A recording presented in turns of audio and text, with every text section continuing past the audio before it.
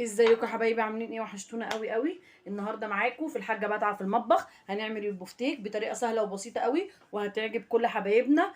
و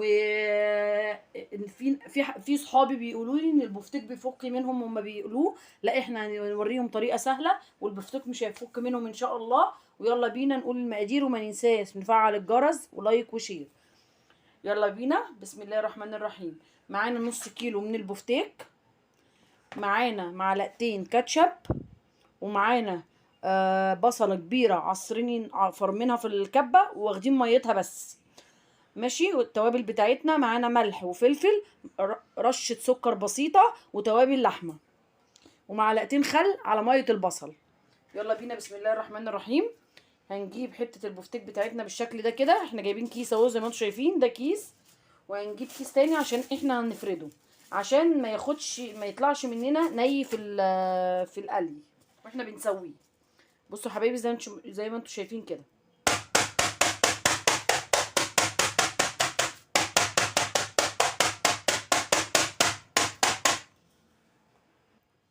بصوا حبايبي بالشكل ده كده بالظبط كده. بصوا، من غير ما نقطعه، احنا بس ايه هنفرده بالشكل ده.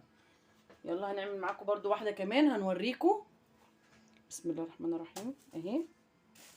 وادي الكيس بتاعنا اهو بالشكل ده كده.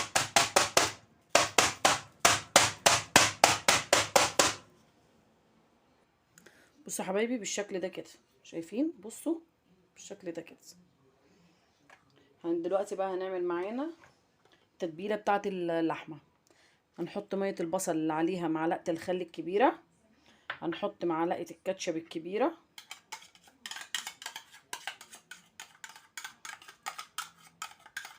ما شاء الله. عايزه اقول لكم يعني الاكله دي جميله جدا وحلوه قوي. وفي ناس دايما والله كتير، انا كان نفس يعني انا شخصيا كان بيفك مني، بس الحمد لله مره على مره لحد ما عرفت ايه السبب. احنا معاكم خطوه بخطوه ان شاء الله، وربنا يكرمنا كلنا باذن الله. ادي بقى العلبه بتاعتنا اهو. هنجيب البفتيك بتاعنا هنحطه هنا كده اهو في العلبه. هنحط عليه الصوص اللي احنا عاملينه اهو بالشكل ده اهو. هنقلبهم كده ببعض اهو. هنحطها في التلاجة لمدة ساعتين، وبعد كده هنقليها. هنجيب معانا نص كوباية لبن، وبيضاية بالشكل ده. هنحط عليها رشة من الفلفل الأسمر. هنقلبهم كويس، ده عشان نتبل البفتيك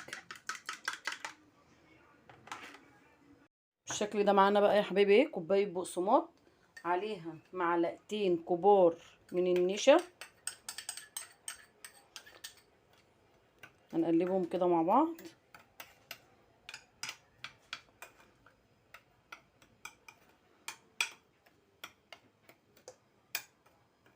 النشا اللي بتخلي البفتيك يمسك معانا ما يفكش.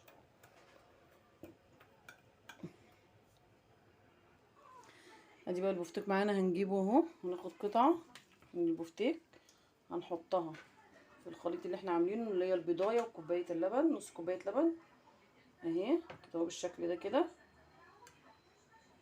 بسم الله الرحمن الرحيم. هنعمله بالشكل ده.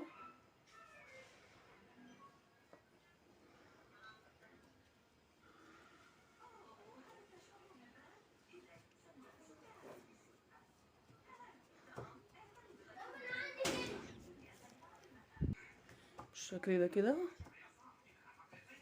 اهو.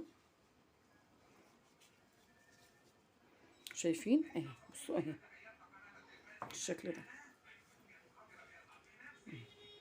هناخد واحده تانية.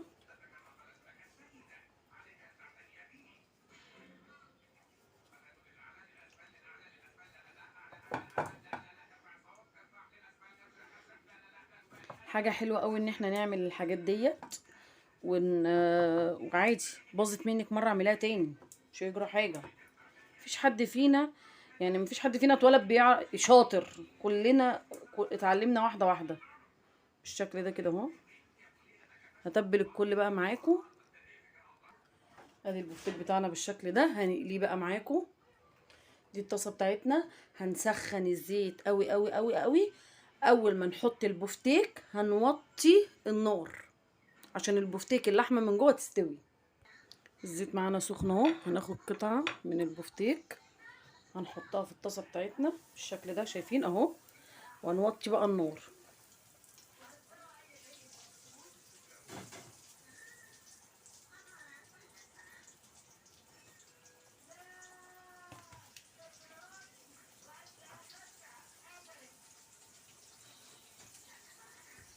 بصوا حبايبي الشكل النهائي اهو بتاع البفتيك. بصوا بصوا شايفين، بصوا ازاي جميل جدا.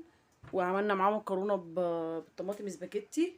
عايزه اقول لكم جميله قوي قوي قوي. ممكن ناكل معاها اي صوصات، عندنا مايونيز، عندنا كاتشب. يعني عايزه اقول لكم الاكله دي حلوه. والبفتيك انا من الحاجات اللي بحبها جدا جدا، وبنتي كمان بتحبها. لايك وشير وما ننساش نفعل الجرس.